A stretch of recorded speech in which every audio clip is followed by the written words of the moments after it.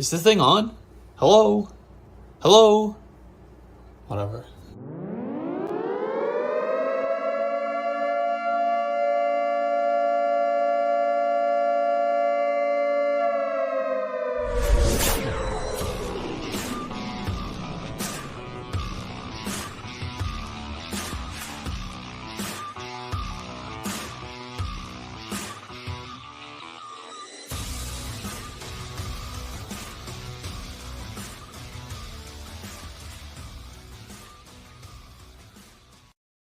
We're live. What is up, guys? It's Alex Johnson here, the founder and lead analyst at yardsperfantasy.com. Welcome into the 132nd episode of the Feed Me Fantasy podcast. Let's eat. So as usual, today we're talking ads, drops, buys, and sells for week 10, just like we do every week on Wednesdays. And we'll also take a few questions at the end of the show, so stick around if you're on YouTube or TikTok. Like always, before we get too far into things, let me remind you, get on Underdog Fantasy and start drafting weekly teams. I know we're getting to the point in the season where your teams are falling out of contention, injuries, bye weeks are getting the best of you. It may be time to bury that redraft team and start looking elsewhere for your fantasy football fix. And that's where Underdog Fantasy comes in. You can draft these weekly teams, a brand new team every single week. It's basically DFS in snake draft form. Or you can play their pick'ems, where you can take the overs or the unders on player props for your favorite players. Or you can just follow along with the picks that I'm making every week, because I put out an article Saturday morning every week, yardsperfantasy.com, with my underdog plays of the week. And when you sign up for Underdog, use promo code YARDSPER. That's all one word, YARDSPER. Get a $100 deposit match. Go to underdogfantasy.com, download the Underdog Fantasy app, and you can also use that same code, YARDSPER, to get a 125% deposit bonus on BetUS if you are into sports betting. That could be another way to pivot away from your terrible redraft teams. Start sports betting. BetUS, promo code YARDSPER, 125% deposit bonus. Sign up, use the promo code, get your free money, start betting. Easy as that. But let's get to what we are here for today. That's the ads, drops, buys, and sells, everything that you need to do before week 10 to improve your team. And the first is heading to the waiver wire. We're going to look on the waiver wire because he's still available in a lot of leagues. But the clock is ticking to add Odell Beckham Jr. That's right. That's right. The rumblings are getting louder and louder, and the list of teams who are reportedly in on Odell Beckham seems to be getting longer and longer by the week. The Rams were the original favorites, but they're on the verge of falling out of contention and probably don't make a lot of sense at this point. And Von Miller has been publicly recruiting Odell Beckham to the Bills for months. And then just yesterday, or maybe it was the day before, anyway, recently, Jerry Jones entered the chat. And he talked about Odell Beckham on the radio, saying he knows that, quote, the Cowboys star on that helmet, when he puts it on, could look pretty good. And I agree. So he could go to the Cowboys. The Cowboys are in on that bidding war. There's also been talk of the Vikings, the Giants, the Chiefs, the Buccaneers, the Packers. All these teams have, in one way or another, expressed interest or have reportedly been interested. Inevitably, he's going to sign with a contender for the stretch run. One of these teams, maybe a dark horse emerges, signs him. But the question is, will that happen soon enough to matter for fantasy football? I'm skeptical of that still, but he's certainly worth an ad just in case, because we know what he can do. He jumped into Los Angeles last season and had an immediate impact. So I'm going and picking up Odell Beckham in the leagues where he's still available, and there's a lot of them. Now, another guy who's been dropped crazily, in a lot of leagues, but where he's not dropped, I'm trying to buy him. That's Jeff Wilson. Jeff Wilson's fantasy value has taken quite the roller coaster ride over the last few weeks. He was crushing it as the 49ers RB1 before the team made a move for Christian McCaffrey. And so it was nice and up. And then they got McCaffrey, just crushed him. And then he gets dealt to Miami at the trade deadline, where he operated as the lead running back in his first game. The Dolphins gave up a 5th-round pick to get him, which is actually not a cheap buy for a veteran running back. So we knew the team planned to use him. And based on the Week 9 usage, they see him as much more than a backup to the incumbent starter, Raheem Mostert. In fact, Jeff Wilson out-snapped 49 or 47% while commanding a 10% target share to Mostert's 7%. He also ran one more route than Mostert. If that's what he's doing in his first game after being with the team for less than a week, I imagine there is a larger plan in store for Jeff Wilson moving forward. So another guy who's been dropped in a lot of leagues recently, I'm saying you got to go get him.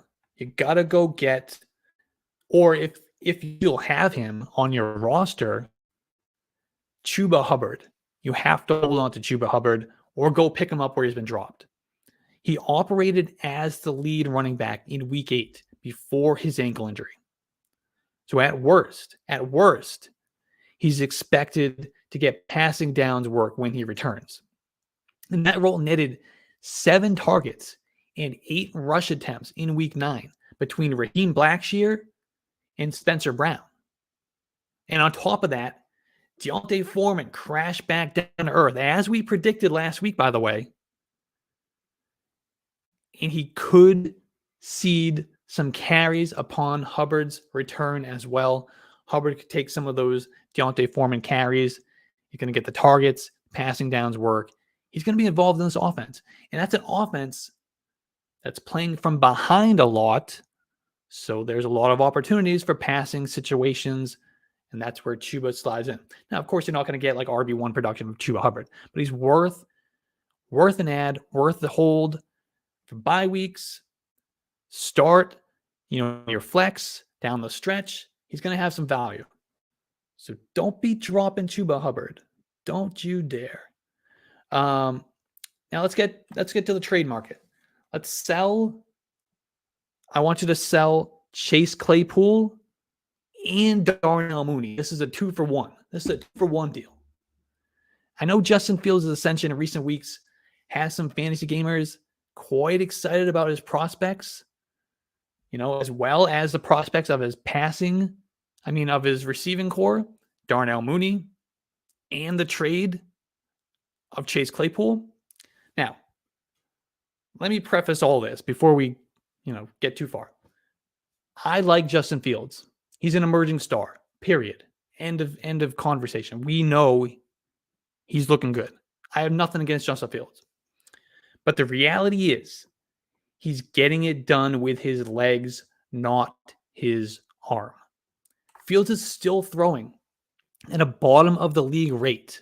In fact, his 28 attempts in week 9 was his season high. That is not enough to sustain one fantasy receiver consistently, never mind 2. And then we also have tight end Cole Kmet, who's been getting more involved lately as well. They're going to have a couple weeks, Chase Claypool and Darnell Mooney, where they put up a nice performance. But more often than not, they're going to leave you feeling a little underwhelmed. So take advantage of this Fields hype and sell his pass catchers right now.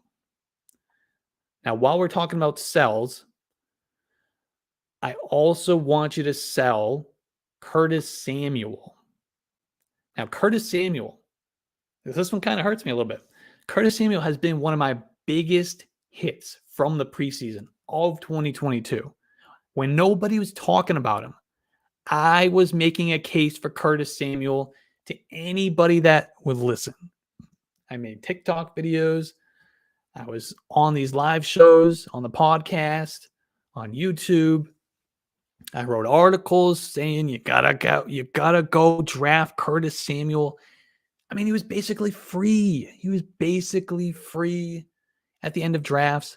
Why the fuck wouldn't you? And it's been great. It's been great. I mean, hell yeah, what a take, right? But the switch to Taylor Heineke at quarterback has caused a shift in the wide receiver pecking order in Washington. In every game with Carson Wentz, Curtis Samuel out-targeted Terry McLaurin. Samuel had a 21.8% target share with Wentz, while McLaurin's share was down at 16%. But since Heineke has stepped in, the script has flipped. McLaurin's target share is up to 31% with Heineke, while Samuel's is down to 17%. Samuel got extremely lucky with his 49-yard touchdown that was thrown into triple coverage and needed an official to get in the way and knock over a Viking safety to clear the way for that touchdown. That's not going to happen again. He ended up giving you a nice 15.5 fantasy points, but based on these recent usage trends, I'm recommending that you cash out. All right, so we got some guys we're selling, but who are we buying? We talked about Jeff Wilson. We're buying Jeff Wilson, but we got a few more. One of them is George Pickens. We've talked about George Pickens a few times this season, and he's flashed here and there, but he's not really been able to string it all together for multiple productive weeks at a time. But the trade of Chase Claypool should help clear the path for more targets for this stud rookie wide receiver. Pickens is a red zone threat and a downfield weapon. And Chase Claypool had a 17% target share during his time this season with the Steelers. I mean, all those aren't going to go to Pickens. I think Freiermuth, because Claypool was operating in the middle of the field, Freiermuth is going to get some of those targets. They kind of be spread around, but that's going to open up more opportunities for George Pickens, maybe a more consistent role for George Pickens. Now, of course, with a rookie quarterback, we can still expect some down weeks, but the upside is high and the cost is minimal. It's not going to cost you much to go get George Pickens. He's probably on a lot of waiver wires, and where he's not, it's not going to take a whole lot to go buy him. The risk is like nothing. Upside is pretty high. Now this next one is a short-term ad. And sometimes we talk about these short-term ads. We got 4 teams on a bye this week. I think another 4 next week, if I remember correctly. Bye week replacements are hard to find, hard to come by at this point in the season. On your waiver wire, especially. So while we are stashing Chuba Hubbard, Raheem Blackshear is a viable bye-week streamer until Chuba Hubbard returns. Hubbard.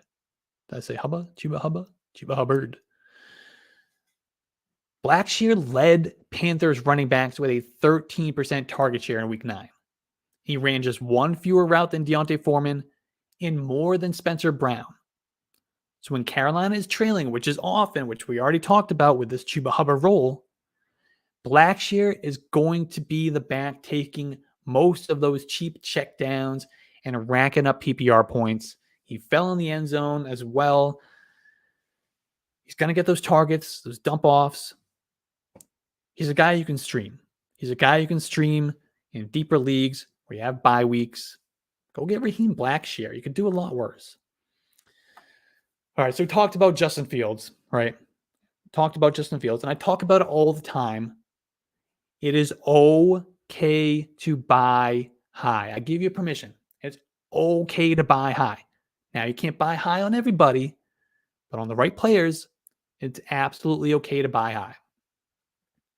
I mean, this year more than ever, these dual threat quarterbacks are providing a huge edge in fantasy football, and Justin Fields has been the latest to join the trend. So we are buying Justin Fields. Buying high. I know that's high. We're buying. His passing numbers are up. He just got a new weapon. He's setting records for most rushing yards by a quarterback in a single game. And as a result, he's been one of the highest scoring quarterbacks since week 5. And there's no reason to think this doesn't continue. If you're a contender and don't have one of these elite difference-making quarterbacks like a Josh Allen, a Jalen Hurts, a Patrick Mahomes, might even be able to put Tua in that category as well, I would consider making an offer for Justin Fields. And if maybe even if you're one of these middling teams, one of these teams that, you have a Josh Allen, you have a Jalen Hurts, you have a Patrick Mahomes, but the rest of your team isn't quite living up to expectations. So you're kind of like a 500 team. If you had a few more pieces at running back or wide receiver, might push you over the edge.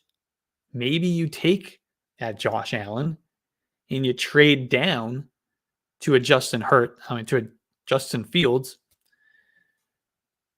and you pick up a nice wide receiver or running back to improve your starting lineup. I mean, there's a few ways to go about buying Justin Fields. I'm trying to do it in leagues where it makes sense to do. Another guy I'm buying. We got 2 more buys here to wrap up the show. A lot of buys this week. We've had a few weeks where we've only had like 1 or 2 because it just, I don't want to force it just to hit a number. This week we have a good amount of buys, which is exciting. Makes it for a fun show.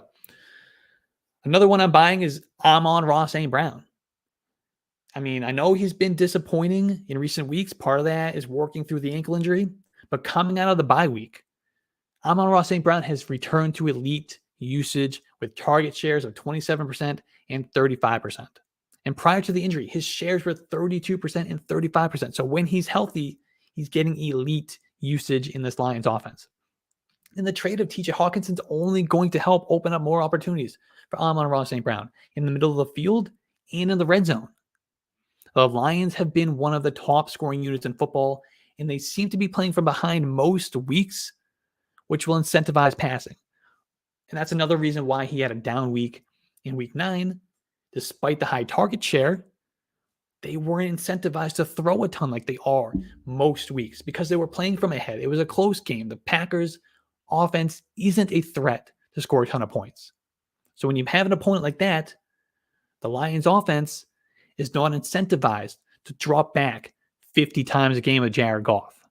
They're going to turn around and hand it off 24 times to Jamal Williams. So that's why we had a down game with Amon-ra. But the target share was high. That target share translates to future weeks when they have a higher passing volume. It's going to be wheels up for Amon-ra St. Brown. So, and we also know he's good. And like I said, we know the Lions want to get him the ball. So buy him now before he gets hot again, because it's going to happen. We saw what he did for the stretch run last year. If you have a chance to buy that guy low right now, I'm sure as hell I'm doing it. All right, last guy we're going to talk about, then we'll get to a few questions before we get out of here. This is another buy. It's another wide receiver. It's another guy we talked about already. It's Rondale Moore. I know we discussed buying Rondale Moore a few weeks back when he was running a ton of routes, getting a sizable target share coming off his own injury. And I was confident. We talked about it. I was confident that his role would be safe upon the return of DeAndre Hopkins. Now, the first week, the usage dipped for that 1 week that DeAndre Hopkins came back, that first game. They were all excited. Get DeAndre. We got DeAndre back. We're going to feed his ass. And that's what they did. And Rondale Moore's target share dipped to 7% that week. I was like, oh boy, here we go. However, it quickly recovered over the last 2 weeks. He's had target shares of 18% and 29%.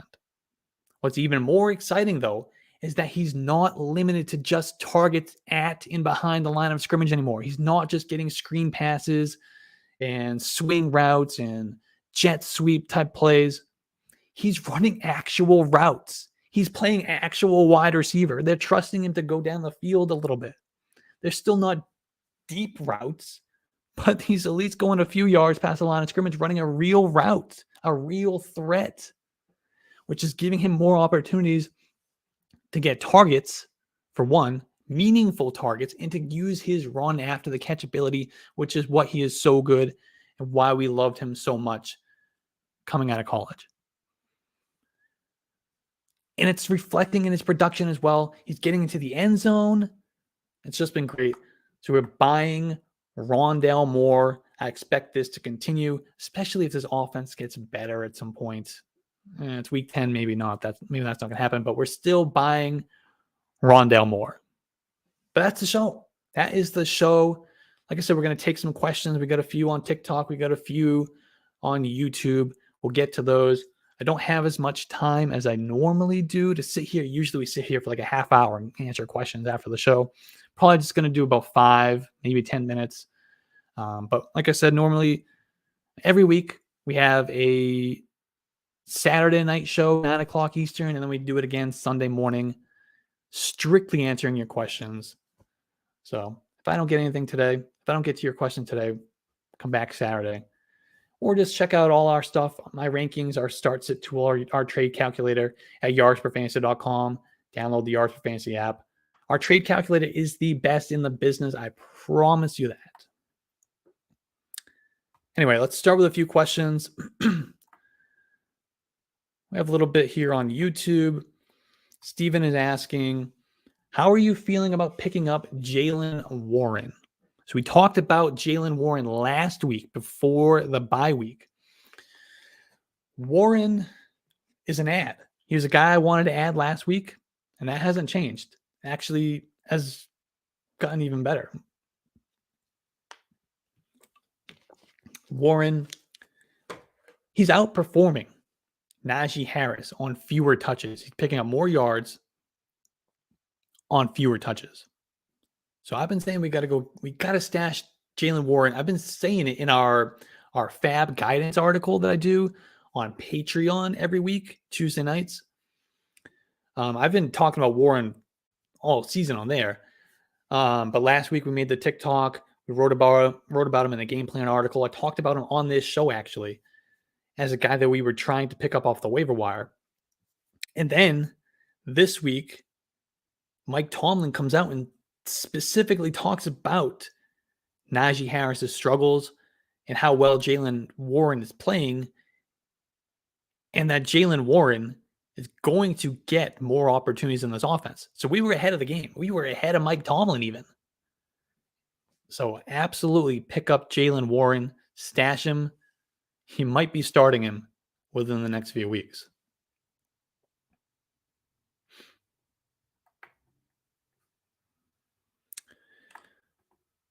We got another one here on YouTube from Cedric.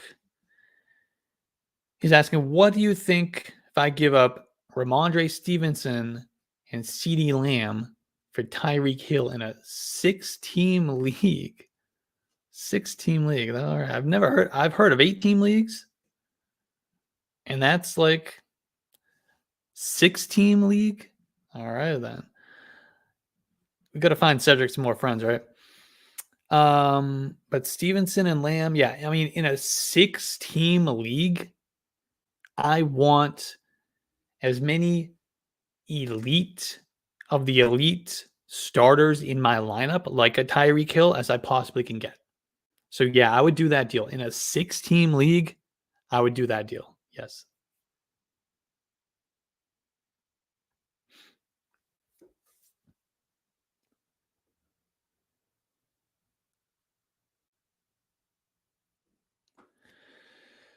Let's see. We got some on TikTok here.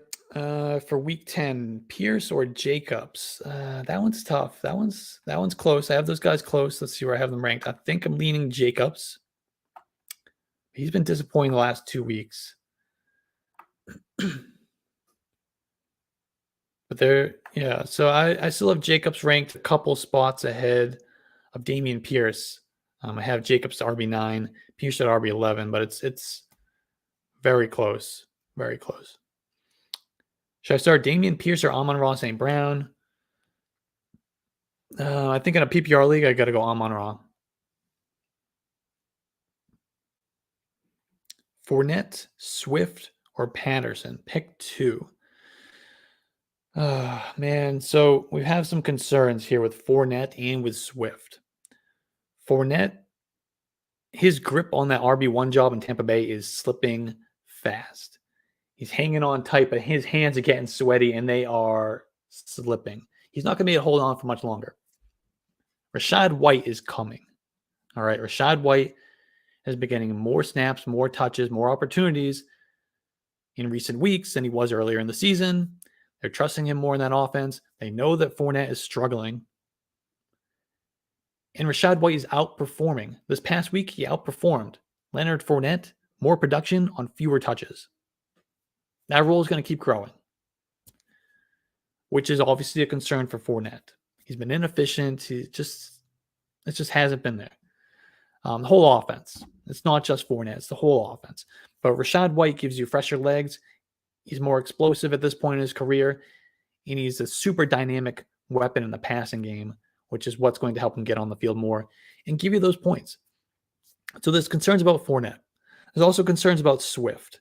He's not playing a full role. DeAndre Swift, he played like 15% of the snaps or something this past week. It's just 16. He played 16% of the snaps because he was limited. They just held him back, so we don't know how. I don't expect that they're just going to be like, we're going to go from 16% holding him back in week 9, and all of a sudden he's just going to be a full go in week 10. I doubt it. Now, I expect it to grow from 16. Maybe it goes up to 40% in week 10, maybe 35%, which would be great. But it's an unknown still, and we have concerns. And then we got Patterson, who was in a limited role in his own right in week 9. He played 39% of the snaps, while Tyler Algier, he was still there for 38%. Huntley played 21%, and even Avery Williams mixed in for 5%. So 4 running backs had snaps in that backfield in Atlanta for week 9. Now, Cordell Patterson looked fantastic. So I expect his role, now that he's 1 game back from the injury, to ramp up. He also lost a touchdown due to penalty. So his day could have been even better. So I like Patterson here. And I think we still go with Fournette over Swift. But yeah, it's close between the 3. I think we go. It's really, really tough because the unknowns with Fournette and Swift. But I want Patterson. I'll probably go Fournette against Seattle. Way too long on that question. We'll go quicker here.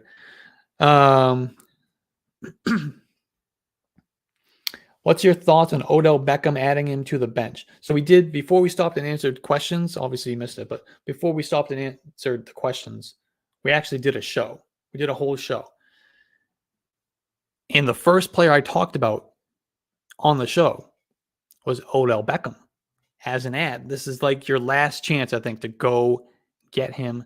There's a bunch of teams that we've heard as possibility to signing him. Now, I'm still skeptical on if Odell Beckham is going to end up being fantasy relevant in time for where we're comfortable playing him.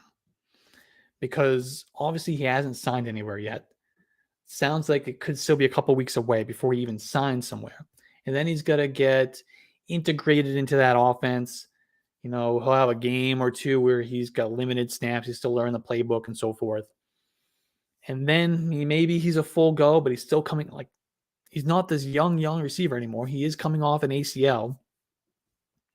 So by the time he is fully ramped up, it might be too late for us in fantasy football.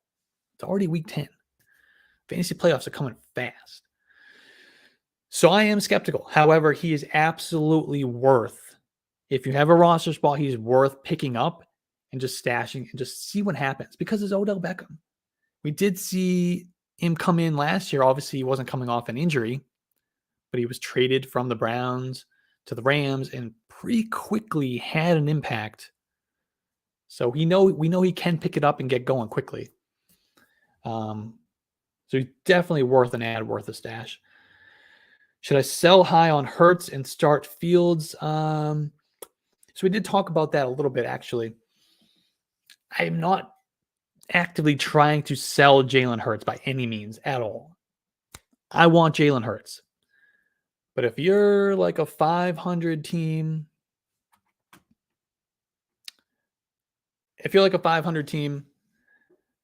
and you need an extra piece, an extra couple of pieces in your starting lineup, and you can sell Jalen Hurts to get that and then start Justin Fields, and that's really going to significantly improve your team, yeah, I would definitely consider doing that. Same with like a Josh Allen, same with like a Patrick Mahomes. But yeah, I really like Fields, and I really like Hurts as well. So, but yeah, no point of holding on to both of them. Pierce or Patterson? Let's go Pierce. Should I trade Tua and Waddle for Devontae and Carr? No, absolutely not. No.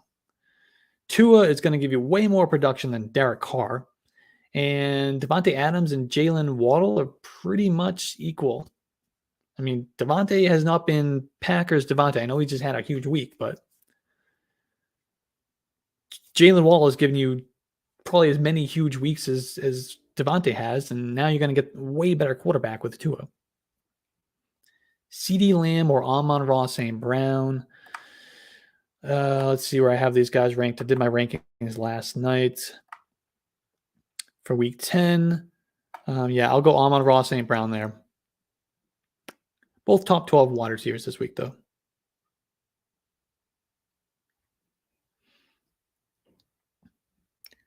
Daniel Jones or Jimmy G? That's another one that's close. I think we'll go Daniel Jones, though. He'll give you the rushing upside.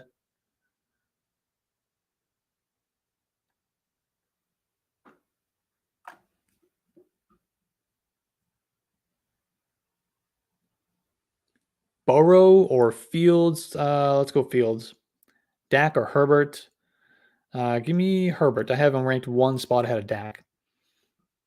I'll take like 2 more questions, and I got to go. I don't have as much time today as I usually do, unfortunately. Let's see. We got a few here on YouTube.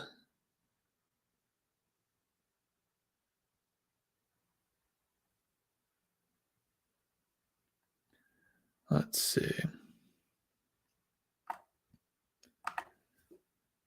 Should I give Kenneth Walker and Lamar Jackson for Swift and Andrews? I have Fields, Jonathan Taylor, Amon-ra Stevenson, Algier, Rashad White, and Travis Kelce. Should I give up Walker and Lamar, Swift and Andrews? You also have Kelce. I don't know why you would need Kelce and Andrews. Yeah, I would rather have Kenneth Walker and Lamar Jackson for sure. Definitely.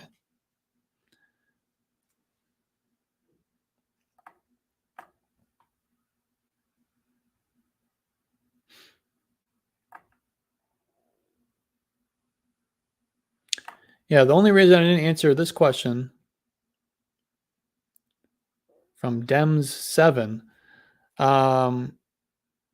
was a little too open-ended. It's going to take us too long to talk about.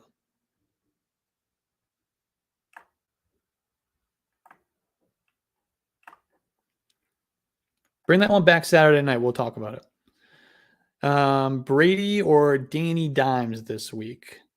Pitts, Taysom Hill, or Schultz? This weekend, rest of season, full PPR. Which tight end should I try to move? This one's from Connor on YouTube. This will probably be our last question because I really don't have time anymore, unfortunately. So I'm still going to go Brady. The thing with Daniel Jones this week is they're playing Houston, which could just be a full Saquon day. I'm not going to ask Daniel Jones to drop back a million times. Not like he ever drops back a million times, but less incentivized to drop him back, which means he's going to have less running. Even though it's a good matchup against Houston, we got to remember the game script is definitely a big part of it. So I'm going to go Brady there. We're definitely going Pitts over Taysom Hill and Schultz, I think. Although Schultz is probably a safer play, but if you want a little bit more upside, that'll be Pitts. Yeah, I think that answers that question.